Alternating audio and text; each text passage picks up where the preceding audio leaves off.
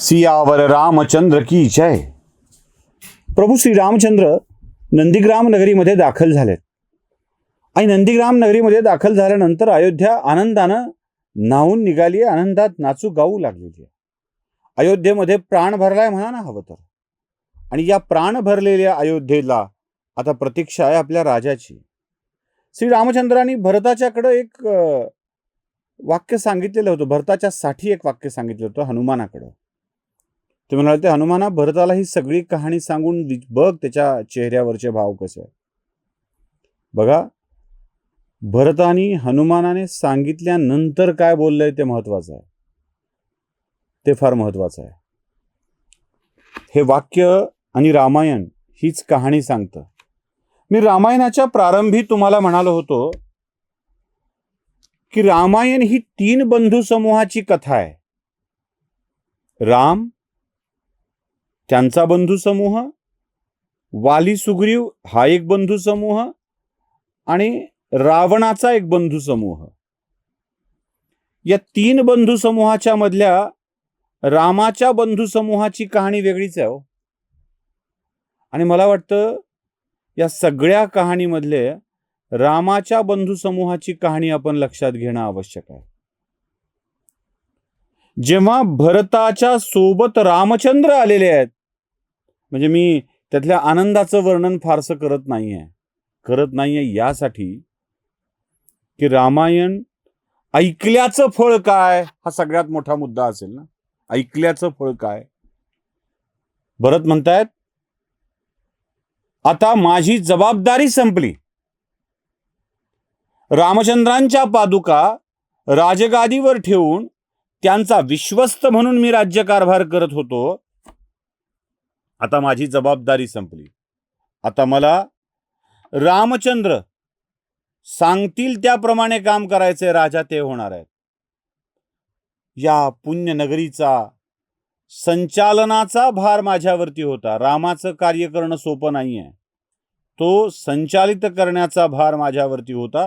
आता मी जबाबदारीतून मुक्त झालोय आणि ही अयोध्या ज्यांची आहे त्यांना सुपूर्द करतोय. अयोध्येलाही रामचंद्र हवेत आणि अयोध्येचे राजा रामचंद्रच असले पाहिजेत. माझी जबाबदारी मुक्त होते आहे. मला वाटतं हे जास्त महत्वाचं आहे. आपल्या बंधू समूहाच्या मध्ये छोट्या मोठ्या संपत्तीचं वितरण करताना आणि त्याच्यातला भाग मला मिळावा असं वाटत असताना आपण किती वाद घालतो. गावाकडची 4-2 एकर शेती, त्यातलाही भाग मला मिळावा. 4-2 एकर शेती विकून पुण्या मुंबईत एखादा फ्लॅट घेता यावा म्हणून आपली धडपड चालू असते. चोरानी खाल्लं हरकत नाही, भावाने खाल्लं नाही पाहिजे ही वृत्ती आमच्यामध्ये येते आणि आमचा बंधू समूह रावणाचा बंधू समूह व्हायला लागतो. कलियुगामध्ये हा रावणाचा बंधू समूह जास्त वाढलाय. मला वाटतं इथेच या कथेचं खरं सार आहे. रामचंद्रांनी सहजपणे आपल्या आईच्या मागणीनुसार राज्य भरताकडे सोपवायला होकार दिला. 14 वर्ष राजाची सुख भोगली नाहीत आणि परत आल्यावर भरतानं विश्वस्त म्हणून सांभाळलेलं राज्य रामचंद्रांच्याकडे परत दिलं. कुठेही मोह नाही. रामायण का ऐकावं? रामायण यासाठी ऐकावं. असं म्हणतात की चैत्र महिन्यात रामायण ऐकल्याचं तर मोठं पुण्य आहे. आता आपण चैत्र महिन्यामध्ये आहोत. आज दशमी आहे चैत्र महिन्यातली. 10 दिवस गेलेत. या चैत्र महिन्यात रामायण ऐकल्याचं मोठं पुण्य आहे. त्याची एक कथा आहे. कथा अशी आहे की कलिक नावाचा एक व्याध होता. कलिक नावाचा एक व्याध होता. ही रामायणातली कथा आहे. या कलिक नावाच्या व्याधाने आत्तापर्यंत सगळे अन्यायच केलेले होते. सगळ्यांवरती अन्याय केलेले होते.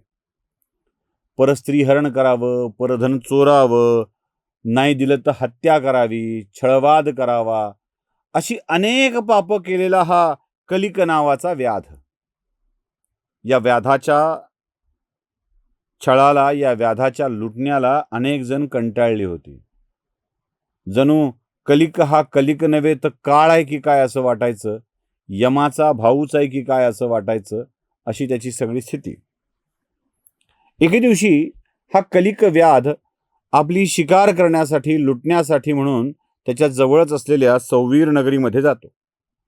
या सौवीर नगरीत सगळी सुबत्ता आहे, सोन्याचे हंडे आहेत आणि इथून भरपूर सोनं लुटून परत जाता येऊ शकेल असं त्याला वाटतं. पण या सौवीर नगरीच्या उद्यानात एक उत्तंतक मुनी आहेत. हे उत्तंक मुनी त्या नगरीमध्ये फिरत असताना या व्याधाला वाटतं की हा साधू आपल्याला अडचण ठरू शकेल, याला संपवला पाहिजे. तो उत्तंक मुनीला पकडतो, खाली पाडतो, छाताडावर पाय देतो आणि खाली वाकून त्यांच्या गळ्याला पकडून म्हणतो, हे साधू, तू माझ्या चोरीमध्ये अडचण ठरतोयस, मी तुला संपवणार. ह्या उत्तंक मुनीने त्या व्याधाला सांगितलं का, अरे तू तर मला जरा बरा वाटतोयस, मला मारून तुला काय मिळणार आहे, मी तर निष्कपट आहे. त्या साधूची वचनं ऐकून हा व्याध कलिक जरासा शांत होतो. तो म्हणतो, माझं कामच हे आहे, मी ते करतो, मी माझ्या लोकांसाठी करतो, माझ्या बायको, पिता, भाऊ यांच्यासाठी करतो. मग उत्तंक मुनी त्याला म्हणतात की हे सगळं ठीक आहे, पण तुला मुक्ती मिळवायची असेल ना तर तू एक काम कर, मी सांगतो ते ऐक पहिल्यांदा, मग तू ठरव तुला काय करायचं ते. चैत्र महिन्यात उत्तंक मुनी त्याला पूर्ण रामकथा सांगतात आणि ही दिव्य तेजाने भरलेली रामकथा ऐकता ऐकता त्या व्याधाचं मनपरिवर्तन होतं. एवढंच नाही तर त्याच्यातला सगळा अहंकार, दोष गळून जातात.